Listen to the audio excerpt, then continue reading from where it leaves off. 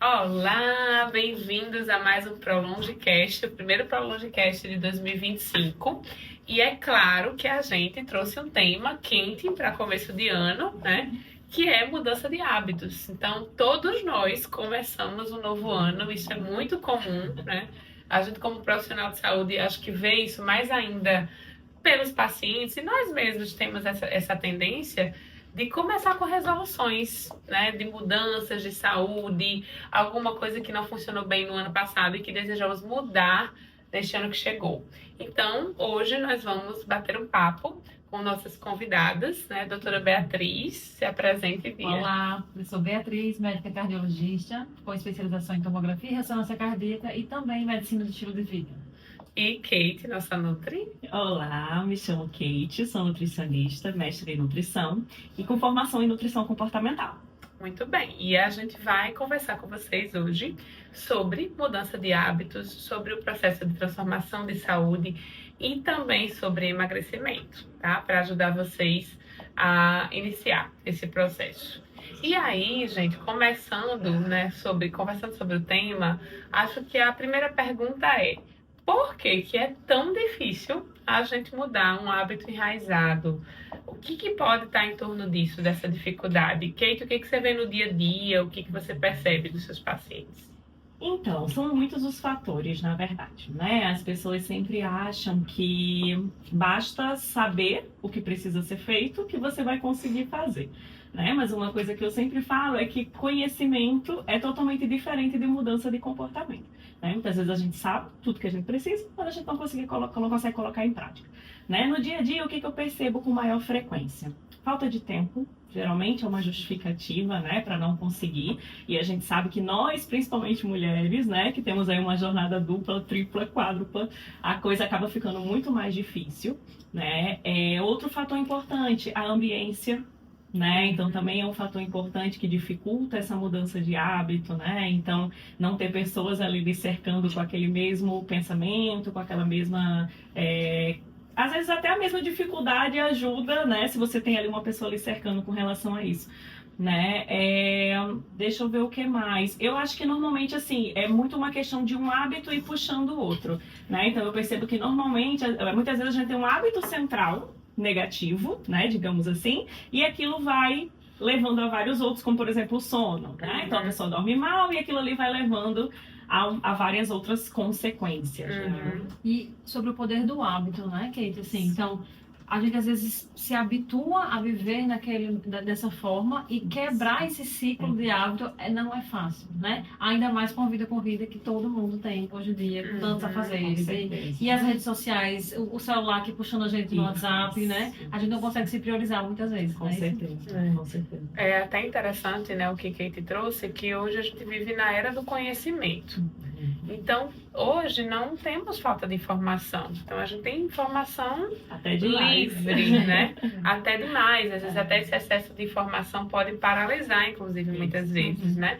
Mas ainda assim não fazemos. Então, existe uma dificuldade do movimento, da ação, né? De colocar isso em prática. E aí é muito importante que a gente entenda um pouco sobre esse mecanismo de formação do hábito para ajudar essas pessoas a iniciarem esse processo, né? E muitas vezes, Aninha, o que eu percebo também, todos nós, né, é a procura por uma solução mágica e rápida para resolver esses hábitos. Então, soluções milagrosas, né? Então, eu vou partir logo para uma coisa mais radical e essas ações mais radicais a gente termina vendo que elas não têm um resultado duradouro. Não são sustentáveis, né? Não saber, normalmente as pessoas não sustentam o processo, né? Vão direto para o resultado e não sustentam o processo. E uma vez eu ouvi uma frase que me marcou bastante, assim, que eu acho legal a gente compartilhar, que é assim: quando a gente tem um objetivo, não necessariamente aquilo ali precisa ser alcançado, né? Mas aquilo ali ilumina o seu caminho, né? Porque se a gente também não tem um objetivo, quando você não tem um caminho, você não sabe onde se você quer chegar, qualquer caminho serve, né? Então é legal que você tenha, mas também é legal que você não se prenda naquilo ali como uma coisa, eu tenho que atingir aquilo ali.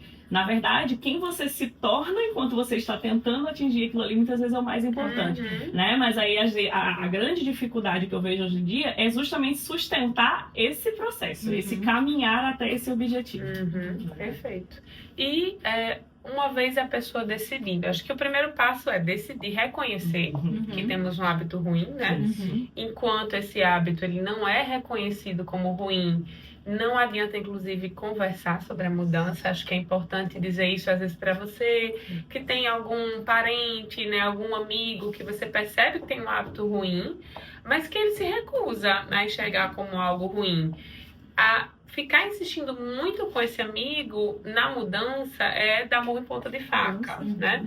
Então, a gente precisa primeiro, nós mesmos, reconhecer que aquilo é algo negativo na nossa vida. Né? Então, esse é o primeiro passo.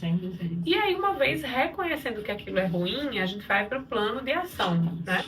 E o plano de ação, ele envolve metas, ele envolve estabelecer metas comportamentais, né? E aí, Bia, me conta um pouco como que a gente pode fazer para estabelecer essas metas, né? Resolução de ano novo. Certo. Então, minha meta é fazer mais exercício. Isso funciona? Pois é. Então, assim, a gente pensaria em 4 etapas, né? Que é reconhecer e aí desejar essa mudança, a decisão, decidir que vão mudar, o planejamento e a ação propriamente dita, né? Então, muitas vezes fazer isso sozinho é difícil, né? Então, quanto mais você se cercar de pessoas, às vezes amigos, familiares e profissionais que possam ajudar nisso, melhor.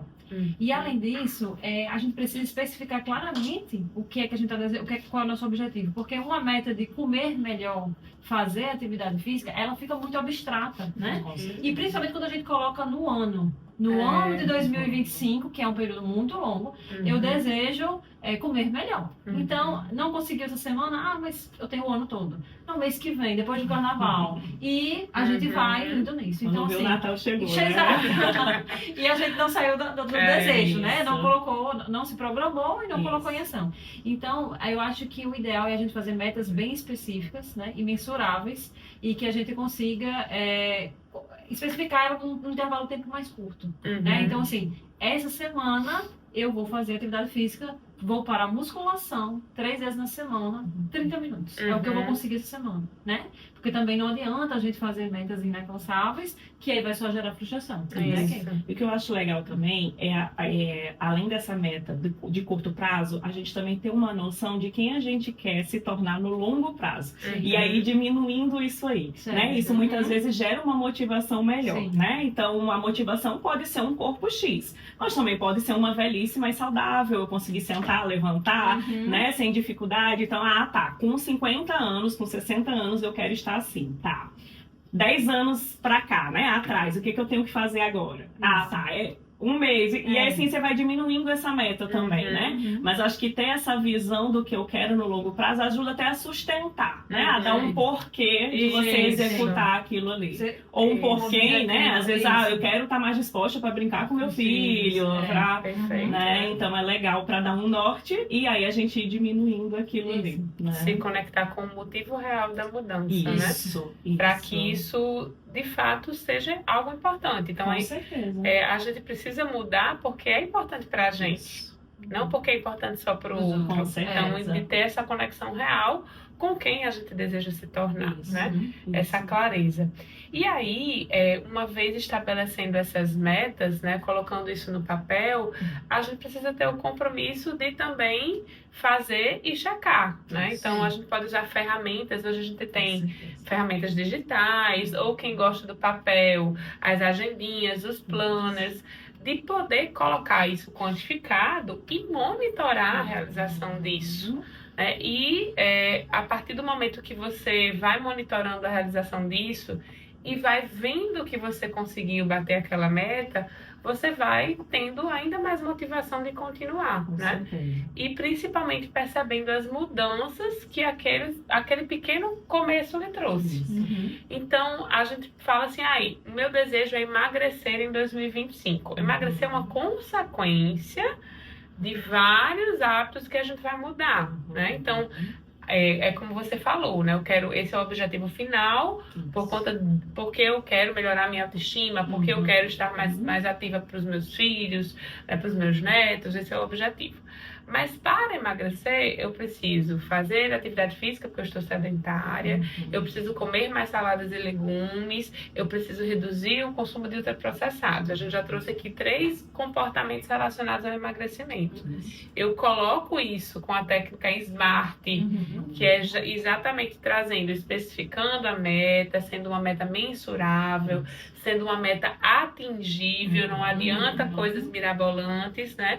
Sendo uma meta realista, né? E sendo uma meta com tempo a ser executado, né?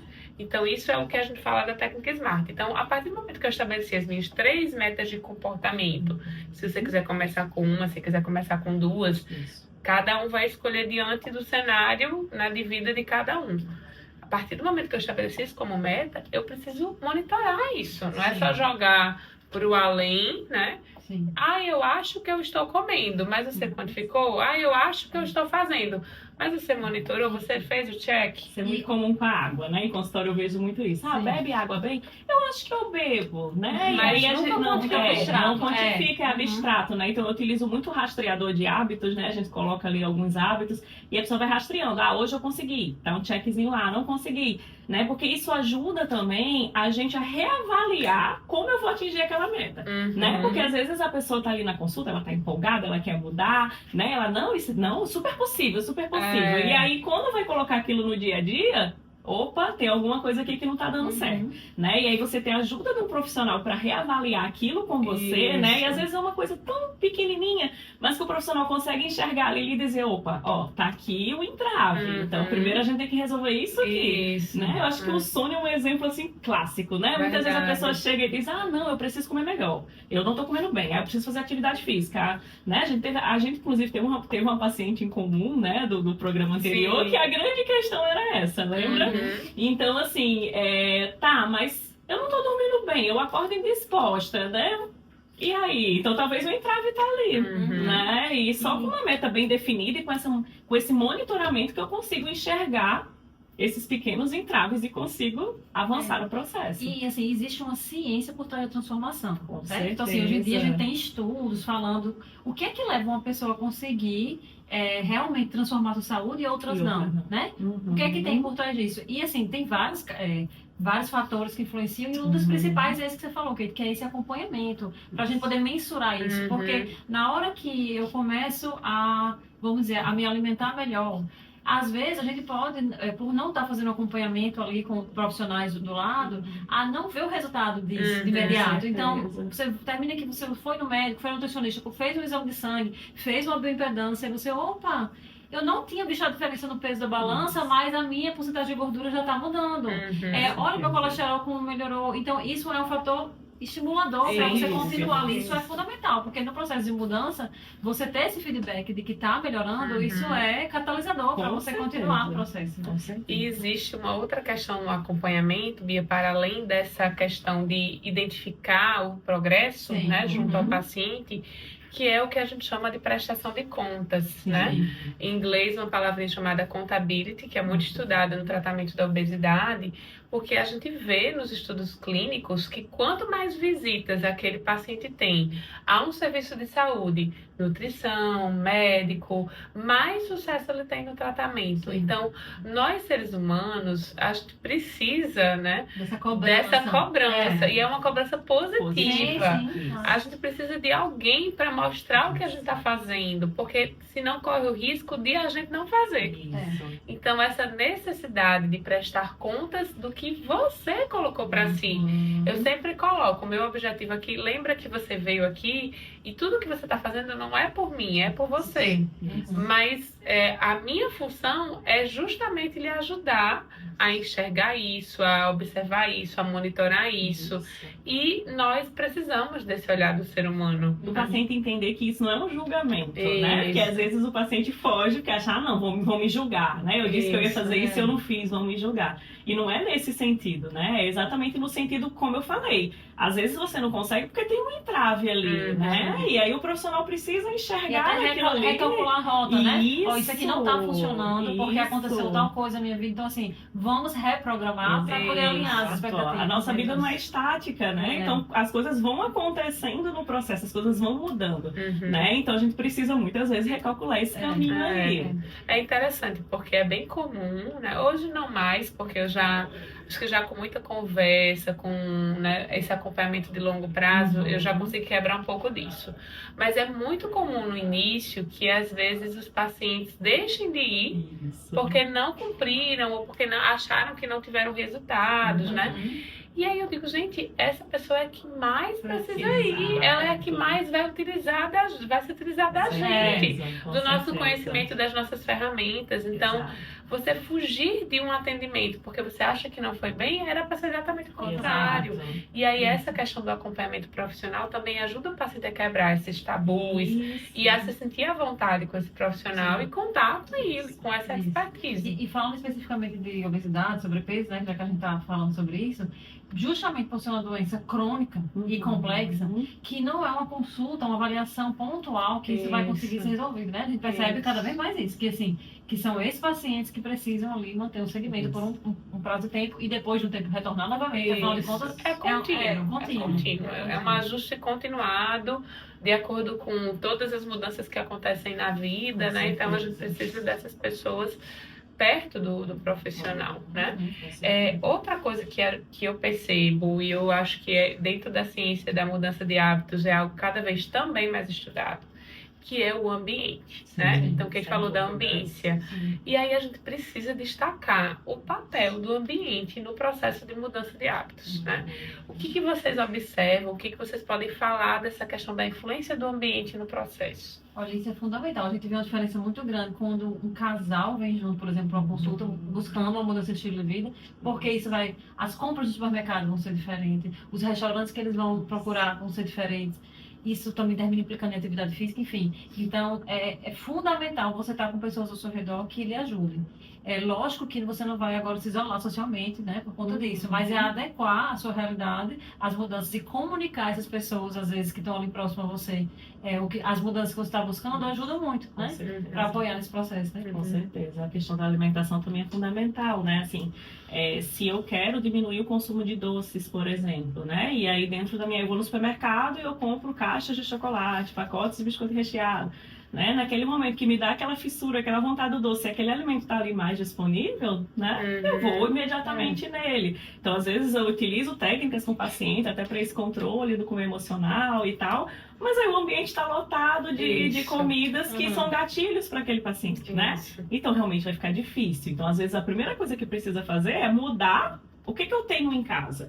Né? Então, não ter mais em casa. Eu nunca mais vou comer aquilo. Não, você come quando você sair. Né? Outra coisa que às vezes é muito importante, eu observo cada dia mais. Desinstalar esses aplicativos de pedir comidas, né? Porque muitas vezes eu não tenho em casa, mas aí eu vou ali rapidinho, peço, chegou na minha casa, né? Então, se eu não tenho esse aplicativo instalado, eu vou pensar duas vezes. Eu teria que sair de antes casa, pegar um carro, entrar no ou até mercado, instalar novamente aquele mas aí já aplicativo. dá um tempo de você pensar melhor na sua decisão, né? Buscar uma alternativa, né? Eu vou comer a banana mesmo, né? Isso, exatamente. Então, tudo isso tá ali, tá nesse fator da ambiência, né? Então, às vezes como eu digo, às vezes são pequenos detalhes que vão fazer muita diferença, né, no processo. E às vezes tem gatilhos mesmo, né? Então, por exemplo, para quem fuma, por exemplo, o cafezinho depois do almoço é o gatilho pro cigarro. Então, assim, já que são dois hábitos que estão juntos, apesar de que o cafezinho não teria problema, mas como ele pode desencadear o desejo, a fissura do cigarro, a gente vai tentar tirar o cafezinho do almoço e você vai substituir por outra coisa ali naquele momento, né? Com certeza. Essa questão do ambiente, ela é tão forte, é fácil da gente entender, eu sempre dou esse exemplo, né? Se você está trancado numa casa, certo? Você não pode sair. E aí você tem a pessoa mais, assim, resistente, mais super motivada, né? Mais disciplinada do planeta nessa casa. E essa casa tem muitos chocolates. Por mais disciplinada que ela seja, por mais motivada que ela seja, invariavelmente pode ser que ela coma um ou dois. Vai ter uma hora que ela vai se render ali, né? Porque afinal de contas... Uma quantidade controlada, porque ela é uma pessoa disciplinada e motivada, tá? Se uma pessoa completamente completamente sem motivação e completamente sem disciplina, está numa casa trancada, sem nenhum doce, ela não vai comer nenhum. Então, o ambiente ganhou aqui, né? A pessoa disciplinada perdeu para o ambiente. E a pessoa indisciplinada ganhou da pessoa disciplinada por conta do ambiente. Então, essa influência externa de onde vivemos, de com quem convivemos, isso influencia demais os nossos hábitos. E sempre que a gente que a gente vê que precisa mudar, a gente precisa fazer esse rastreio. Com certeza. Poxa, como é que tá a minha casa? O que eu tô comprando? Como é que estão meus relacionamentos? O que é que eu tenho feito final de semana? Meu final de semana, ele é resumido a bar para beber e comer, né? O que eu tenho feito de lazer? Que outros hobbies eu tenho? O único hobby é sentado numa televisão também comendo? Então, esse rastreio de ambiente faz parte do processo de mudança, né? De você identificar, de repente, relacionamentos que não te ajudam tanto e rever. A gente precisa reavaliar isso, né? E avaliar também, assim, até onde eu consigo, o que está dentro do meu controle e o que não está. Né? Em repartições públicas, né? Eu atendo pacientes de repartições públicas, então tem muito essa questão. Ah, mas leva um bolo, leva um pastelzinho, leva não sei o quê, né? E aí, isso você não vai conseguir controlar. Você não vai, né? Você vai estar proibido de trazer o bolo, né? Mas é o que você pode fazer, né? Se você levar um lanche seu com mais fibra, com mais proteína, que você vai ficar saciado e antes da hora do cafezinho com o bolinho você comer o seu lanche. Será que isso não vai ajudar você não querer lá o bolinho e o pastelzinho? No projeto do ano passado, no Transforme-se do ano passado, nós tivemos um depoimento, inclusive, de uma das participantes sobre isso, que ela era um dos gatilhos de ambiente para ela, né? O ambiente de trabalho, de repartição pública, e ela simplesmente assumiu o lanche e ela disse, quem vai levar o lanche sou eu. Exatamente. E ela começou a levar salada de frutas, né? Bolinhos integrais, então ela mudou. Racha, né? Claro. E aí todo mundo aderiu, né? Então, assim, às vezes você precisa ser o ponto de mudança do ambiente. Você vai ser o condutor dessa mudança do ambiente, né?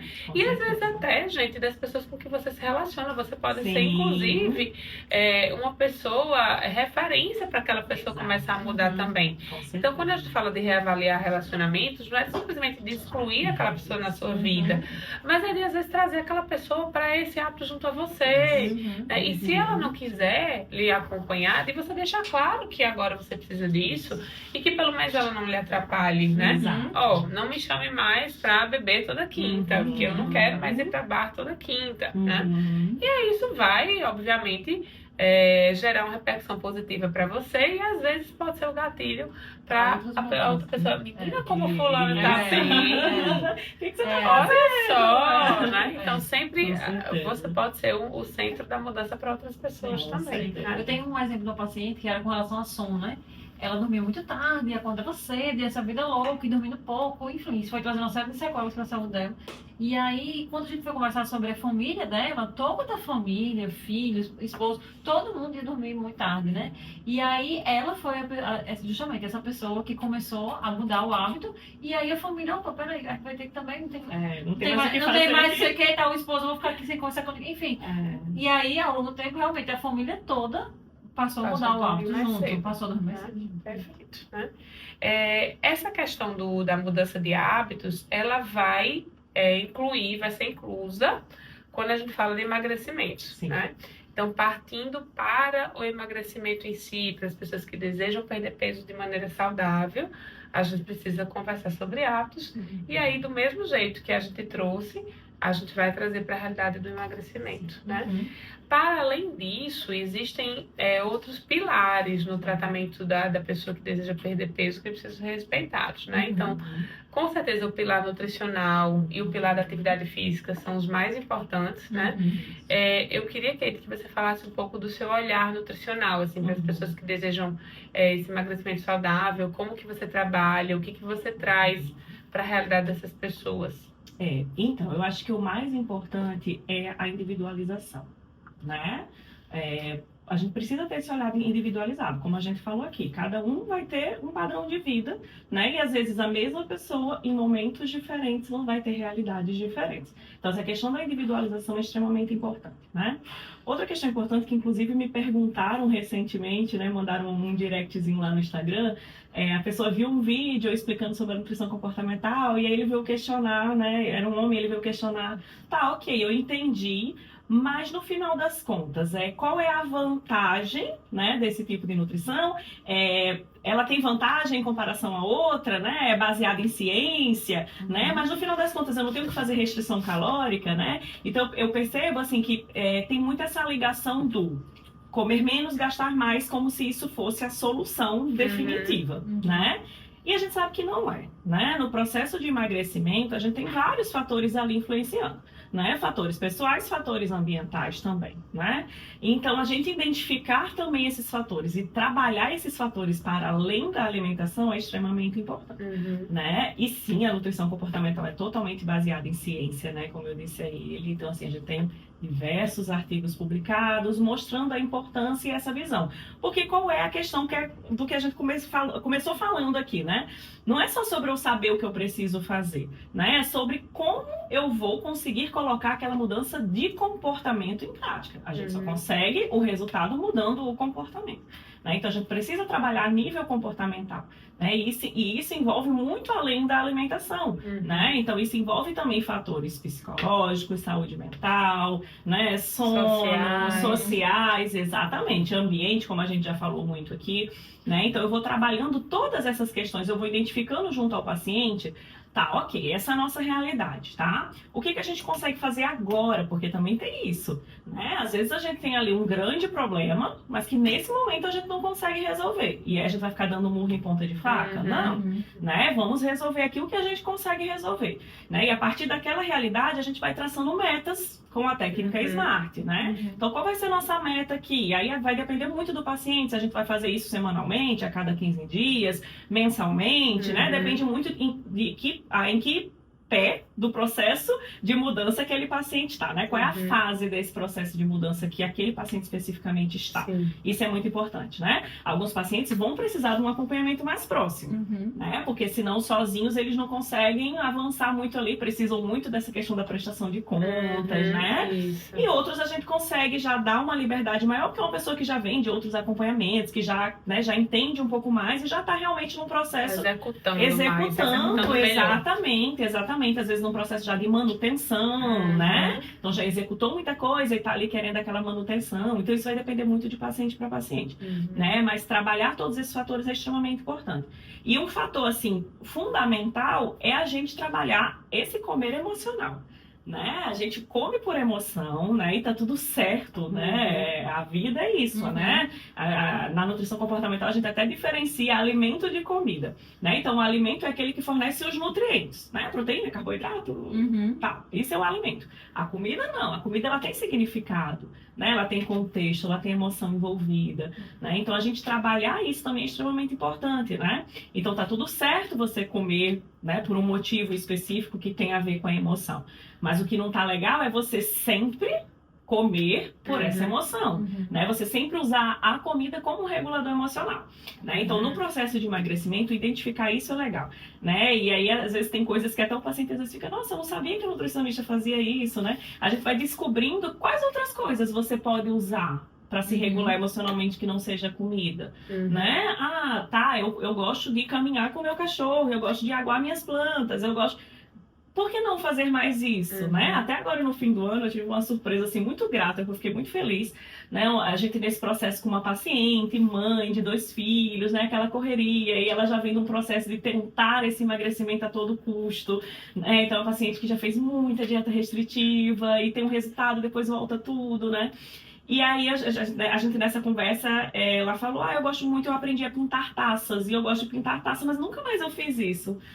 Então por que à noite, que a questão dela era à noite, como a maioria das pessoas, né? Ela ia lá atacar a barra de chocolate. Por que você não vai pintar taças à noite, quando você estiver mais tranquila? Boa ideia e tal. E ela me trouxe de presente de Natal uma taça pintada, coisa mais linda, né? Eu fiquei assim super emocionada. Eu disse, olha que legal, né? E às vezes é uma coisa tão simples, mas que vai ajudando aquele paciente a mudar, né? Então a gente entender que não é apenas, claro, gente, a restrição calórica é importante, né? Ninguém que está dizendo que não é importante, que a suplementação não é importante, tudo isso vai ter o seu lugar, né? Mas a gente precisa entender que não é só isso, porque se fosse só isso, seria fácil, né? Mas se fosse fácil, tava todo mundo aí conseguindo numa boa, né? A gente não teria esse aumento exponencial de obesidade, sobrepeso e doenças associadas, né? Então não é tão simples assim, né? Às vezes a gente precisa primeiro cuidar de outros fatores que nem tem muito a ver ali com a alimentação em si, mas que tá tão intrinsecamente ligado ali.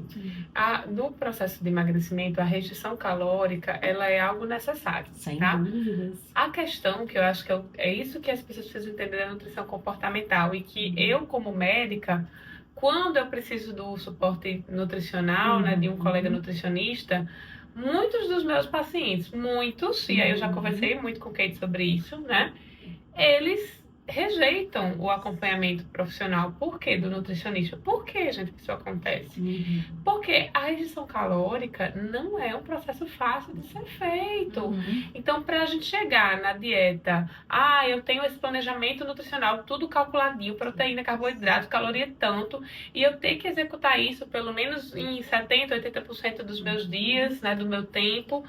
Existem muitas coisas a serem trabalhadas para que ele consiga aderir àquilo. Então, acho que a grande questão da nutrição comportamental, que é a grande virada de chave, é que a gente tem uma escadinha para subir, um degrau para subir, até a gente chegar num nível, né, de relação com a nutrição, com o alimento, que nos permita a restrição calórica.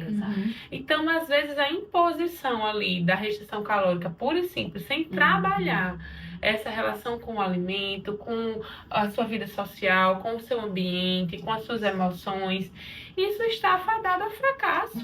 Você até pode aderir um mês, no segundo mês você já está de saco cheio, você não aguenta mais. Então a gente precisa da restrição calórica? Precisa.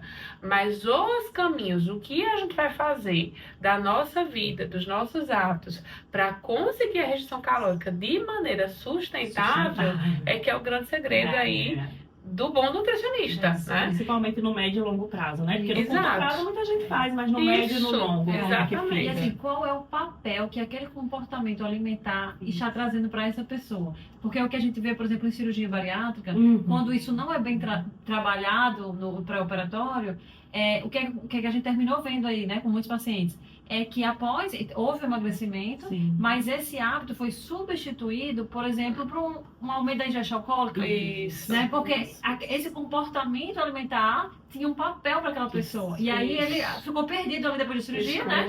E aí ele termina indo para um outro hábito também maléfico. Né? Verdade. Tem muita gente, Bia, que até no primeiro momento a gente nem pode tirar totalmente, digamos assim, aquele hábito alimentar nocivo, né? Que não que tá prejudicando, mas que se a gente tira totalmente, a pessoa entra num adoecimento mental, porque aquilo tem um papel de regulador da saúde mental mesmo, né? Então, ter esse feeling, entender esse momento, né? Porque, restrição calórica, para quem, quando, como, por quê, né? Em que momento, então, e isso é extremamente importante, né? Entender esses porquês, para além do que e quanto uma pessoa come, né? Que normalmente fica muito preso nesse o que e quanto, né? Mas para além do que e quanto, tem como eu como, por que eu como, quando eu como, né? Quando a gente faz diário, eu digo muito aos pacientes, se você trouxer aqui para mim que numa ceia você comeu 10 brigadeiros, tá? E você me dizer, aí lá tem todos os fatores, aonde, com quem,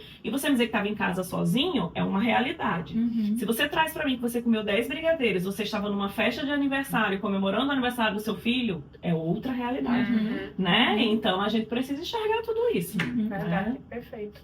E aí, a restrição calórica vai fazer parte, né, com todos esses pilares da nutrição comportamental, ajudando a sustentar a restrição calórica.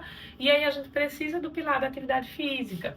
O pilar da atividade física é fundamental para o saldo negativo, né, da caloria, mas a atividade física, ela também vai trazer outros benefícios para a nossa saúde e ela é ainda mais fundamental no processo de manutenção do peso, né? Bia, o que seria importante, assim, você como cardiologista? Sem dúvida a gente está falando aqui de emagrecimento, mas que outras coisas são importantes em relação à saúde cardiovascular, o exercício? Assim, vai trazer uma série de benefícios pulmonares, por exemplo. No nosso sono, a própria atividade física auxilia no sono e o próprio sono auxilia no processo de emagrecimento, auxilia para a saúde cardiovascular, auxilia para o controle do glicose. Então, assim, né? Realmente uma cascata. Né? A atividade física melhora a mobilidade, né? Então, a gente pode levar uma perda de peso, não obrigatoriamente, mas o simples fato de a gente estar fazendo atividade física traz uma melhora das articulações, né? Então, assim, os benefícios são inúmeros de atividade física. E o que é que, na cardiologia especificamente, né, já que a gente está falando de transformação, é tão importante porque, assim, boa parte das nossas doenças crônicas, né, hipertensão, diabetes, colesterol, a gente não sente nada, né? A gente não vai ter nenhum sintoma. E são essas doenças que, ao longo prazo, vão levar à nossa principal causa de morte no Brasil e no mundo, que é AVC, infarto, são doenças, né, cardiovasculares. Então, se a gente não correr atrás de fazer esse diagnóstico, de enxergar o que está acontecendo com a nossa saúde e esperar vir o sintoma, para essas doenças aqui é bem complicado, né? Porque aí quando vem o sintoma do diabetes é porque a doença está muito somatizada, né? Se a gente for esperar um pico pressórico, uma pressão muito alta para ter uma dor de cabeça, ter um enjoo, ter uma turbação visual, quer dizer, a doença já está muito avançada e aí a gente já vai ter sequela, né? A gente tem que correr. Então, todas essas transformações que a gente está falando aqui, de alimentação, de hábitos saudáveis, são para prevenir essas doenças que a longo prazo levariam a esses desfechos tão ruins, né? Sim. Então, você tem o papel lá na sua consulta de identificar esses fatores de risco, de fazer diagnóstico precoce dessas doenças, né? E ajudar também a conduzir o paciente nesse caminho de hábitos que vai influenciar positivamente nessas doenças crônicas. Exatamente. Né? Não, para além do emagrecimento, vai melhorar o controle do diabetes, vai melhorar o controle da pressão, vai melhorar o processo de aterosclerose, né? Exatamente. Então, a atividade física, ela é um pilar... assim, a base, eu acho que ela, se fosse falar, né, acho que é o hábito mais importante, sem dúvida, assim, vamos falar de hábitos. Acho que o hábito mais importante, pensando em saúde e longo prazo, quem fuma, parar de fumar. Sim, não existe nada que tenha maior impacto. Depois disso, com certeza, vai vir a atividade física com a sua imensidão de benefícios, né, para a nossa vida. A gente coloca a atividade física como um hábito angular. O que é um hábito angular? É um hábito que puxa outros hábitos bons. E eu vejo muito isso no dia a dia, é muito interessante, né? O paciente começa a fazer atividade física, como você falou, tá mais cansado, então começa a dormir mais cedo, já não fica tanto tempo em tela à noite. Eu tô participando de um grupo de corrida que acorda às 5 da manhã. Poxa, eu tenho que acordar às 5 da manhã, então não dá pra dormir de meia-noite. Então não dá pra na quinta-feira eu ir pro bar tomar 10 cervejas, né? Então isso vai puxando você pra um caminho de saúde melhor. A alimentação é o mais, assim, que a gente percebe mais rápido. Demais. Né? Porque quem tá fazendo atividade física e começa a gostar da atividade física, ela vai fazer melhores escolhas alimentares. Ela pensa melhor. E tem uma regulação mesmo hormonal, né? Que vai ajudando você até a substituir aquela, como a gente falou, a questão do emocional, né? Substituir aquele prazer único e exclusivo que você coloca na comida pelo prazer do exercício, né? Então também tem esse fator importante aí na questão emocional mesmo relacionado à comida. Fundamental para a saúde mental, fundamental para melhorar também as doenças mais prevalentes da saúde mental, depressão, transtorno de ansiedade, né? Então, melhora controle também de fome e saciedade, né? E a níveis hormonais mesmo, né? Então, assim, a atividade física ela vai estar presente nesse processo e para a manutenção do peso, uma vez perdido, perdi 10 quilos, Ana Luísa. Como que eu vou conseguir sustentar? E aí a gente traz a atividade física como protagonista na manutenção. Então, eu sempre coloco, eu não tenho nenhum caso, eu não posso falar por mim, se alguém conhece, beleza, eu não conheço nenhum caso de manutenção do peso no longo prazo sem exercício, sedentário. Eu desconheço esse paciente. O emagrecimento pode até ocorrer sem atividade física, né? Mas a manutenção... Exatamente. Então, Eu preciso colocar na minha vida durante o processo de emagrecimento para que eu consiga depois sustentar esse resultado, tá? E isso acontece por conta das adaptações metabólicas. Então, o nosso corpo ele não foi feito para emagrecer. Sim. E aí, toda vida que a gente tenta levá-lo ao emagrecimento, vão existir adaptações para resgatar esse peso inicial, né? O hipotálamo, que é uma região que a gente tem do sistema nervoso central, ele regula o nosso peso. Então, ele entende que estamos em ameaça quando estamos emagrecendo. E aí, ele reduz o metabolismo e aumenta a fome. Então, essa manutenção, ela é dificultada por conta desses dois processos. A atividade física é uma maneira de ajustar esse metabolismo, de aumentar a minha taxa metabólica basal, porque eu ganho mais massa muscular, e também o meu gasto no exercício. Então, eu consigo equilibrar um pouco esse jogo, né? Que não é apenas matemático, não é apenas uma conta de matemática simples, né? Mas que vai contribuir para que eu consiga manter esse 0 a 0 no jogo das calorias e sustente esse resultado no longo prazo, né? Uma coisa que eu acho importante a gente falar é que quando a gente enfatiza a atividade física e tal, hoje em dia a gente está muito acostumado, né, a grandes performances, né? Parece que tudo a gente tem que performar. Então, muitas vezes o paciente não coloca ou tem dificuldade de colocar atividade física na sua rotina porque pensa que tem que correr uma maratona, que tem que ser rato de academia, que tem que pegar, sei lá, 100 quilos. E não é isso, né? Quando a gente fala de atividade física, existe uma adaptação para todas as pessoas, né? Então, muita gente fala assim, mas é porque eu tenho um problema no joelho. Vai ter uma atividade para você, não tenha dúvidas, vai ter uma atividade para você, né? E a gente não precisa da grande performance, né? Se você quiser, se você fosse empolgando, ótimo, mas não é necessário, né? Porque isso dificulta muito, isso tem muito a ver com a alimentação também, né? Muitas vezes a pessoa acha que tem que seguir um padrão alimentar X, tomar 50 suplementos, é muito caro, é muito difícil. E não é sobre isso. O feito é melhor que o perfeito. Isso, porque se a gente ficar buscando o exercício, a frequência ideal, não vai atingir nunca esse... E é a história do tudo ou nada, né? Ou eu tô fazendo, performando, ou eu não estou fazendo. Então, o tudo ou nada é muito ruim quando a gente fala em longo prazo. Porque ninguém consegue se manter no tudo a vida inteira, né? E não performar, né? Até porque são muitos pratinhos que a gente tem que equilibrar, né? Se a gente quer performar em tudo... Não vai rolar, não vai rolar, os pratinhos vão cair, né? Eu vi até uma questão importante falando sobre leitura, né? Dizendo assim, é um hábito que seria pra gente relaxar, né? Muitas vezes é um hábito que o paciente coloca ali, vou ler à noite como uma forma de regulação emocional, né? Vou ler um livro que eu gosto e tal. Mas até nisso a gente quer performar, e coloca ali, eu tenho que ler 5 páginas em tantos minutos por dia, né? Não precisa, virou estresse, não precisa, simplesmente pegar lá seu livro e ler o tempo que der, o quanto você conseguir.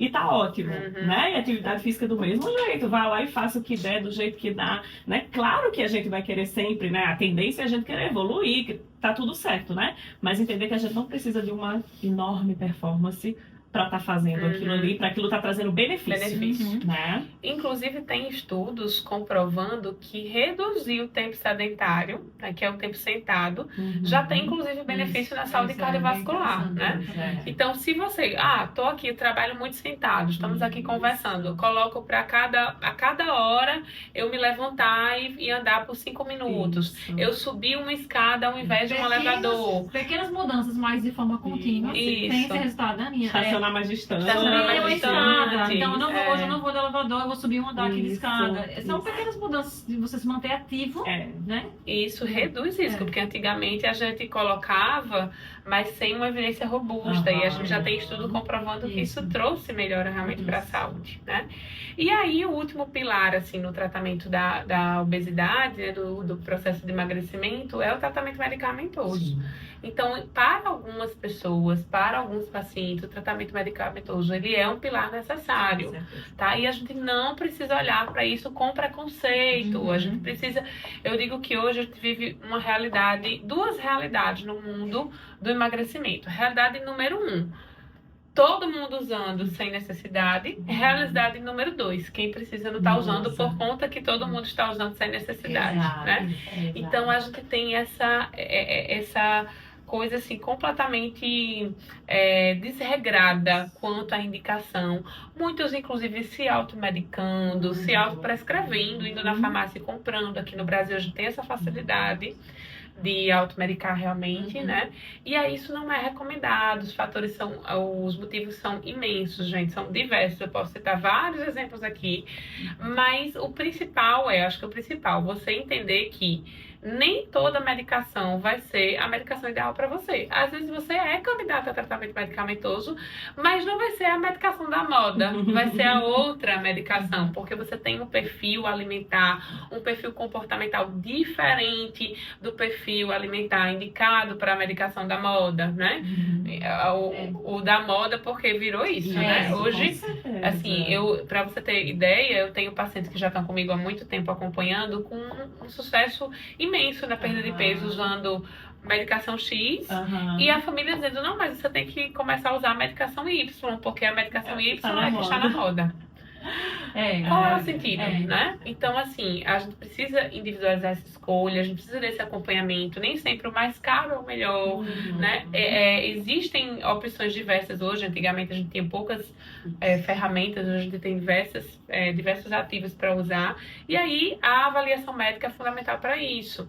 Além disso, gente, a questão do tratamento medicamentoso, ajuste de dose, ajuste de efeitos colaterais, né? Orientação a como lidar, como que você vai administrar esses efeitos colaterais.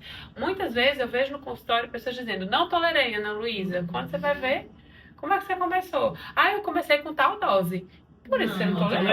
Então, a gente entende que está em acompanhamento, né? Bia também faz isso no consultório, permite uma melhor adesão, permite que a gente ajuste, que a gente administre melhor esses efeitos colaterais, permite a melhor escolha para você, né? Permite que você vivencie esse processo com segurança, que você não esteja usando nenhuma medicação que seja, às vezes, contraindicada para o seu caso. E uma coisa muito importante, eu acho que, para além disso, né? A questão do acompanhamento médico no uso do tratamento medicamentoso é evitar a suspensão precoce do tratamento com um reganho de peso. Então, muitas dessas pessoas que se automedicam, elas usam 1 mês, 2 meses. Isso não existe. Quando a gente fala em tratamento de sobrepeso e obesidade, gente, a gente não fala de curto prazo. Então, não existe. Eu vou usar 1, 2 meses e parar. Tá? E aí a gente vai saber, exatamente, a gente vai saber a hora de dizer, olha, agora a gente pode tentar parar.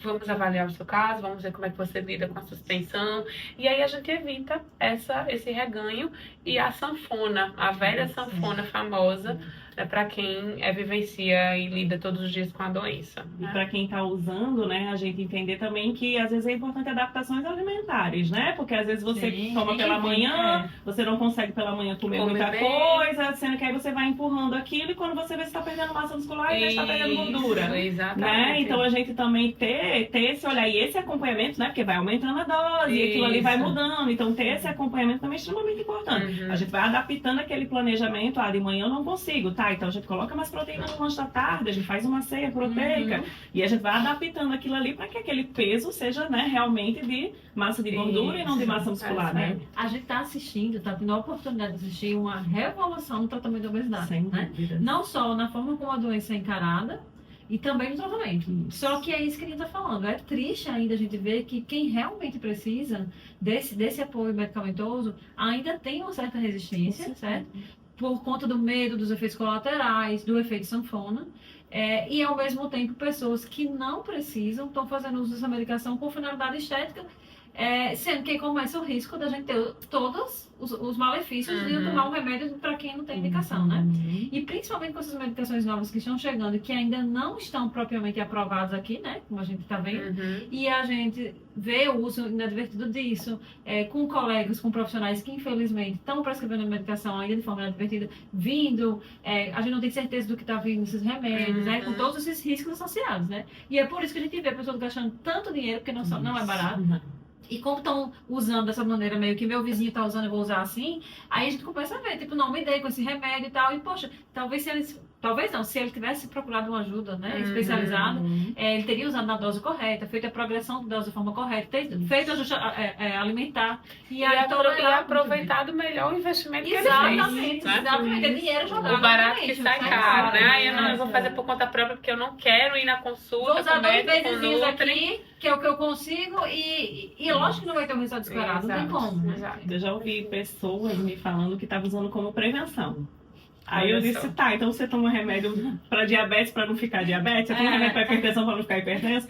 Não existe, né? Isso. Mas, não, eu tô usando como prevenção, porque assim, na minha família tem tendência a engordar, né? Então eu tô me prevenindo, gente. Tem outras maneiras de prevenir a obesidade. Exato, bem- exatamente. Bem, gente, e aí foi pensando em tudo isso, em todas essas dificuldades que a gente vê no dia a dia, que a gente criou o projeto Transforme-se, né?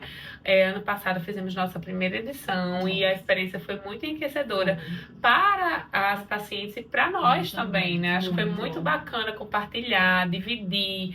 Eu digo que é compartilhar e multiplicar, porque na hora que a gente divide, eu divido com Bia e divido com Kate, as decisões, né? Os ajustes da vida daquela pessoa que nos procurou. Então, assim, foi muito especial, foi muito enriquecedor. Bia estava grávida, então a gente só conseguiu fazer 8 semanas, porque Davi chegou, né? Esse ano a gente vai fazer um tempo de acompanhamento maior, né? Então eu queria aproveitar, né, para divulgar que a gente está abrindo. São poucas vagas, porque o nosso acompanhamento, gente, ele não é em grupo, tá? Então não é um projeto de grupo, é um projeto de acompanhamento individual, personalizado para você, onde eu, Bia e Kate nos uniremos para lhe ajudar nesse processo de transformação ao longo desse início de ano, né? O projeto as inscrições já vão ser abertas agora em fevereiro, tá? E a gente vai iniciar efetivamente em março, né? Depois do carnaval, para não ter desculpa. Não vai ter desculpa para dizer que o carnaval atrapalhou a sua vida, né? E a gente tem um plano de acompanhar essa pessoa ao longo de 12 semanas para ajudar, né, nesse processo de transformação de saúde, de emagrecimento. Então, quem tiver interesse, pode estar em contato lá no telefone da clínica, tá? Da clínica Prolonge, onde a gente atua junto desse projeto maravilhoso. Colocar tudo que a gente conversou aqui em prática. Exato. Né? Vocês vão ter a oportunidade de vivenciar tudo isso que a gente conversou aqui sendo colocado na prática, especialmente para você. Isso. Eu digo que o projeto Transforma-se do ano passado foi assim, uma das experiências mais enriquecedoras que eu tive assim, na minha prática médica.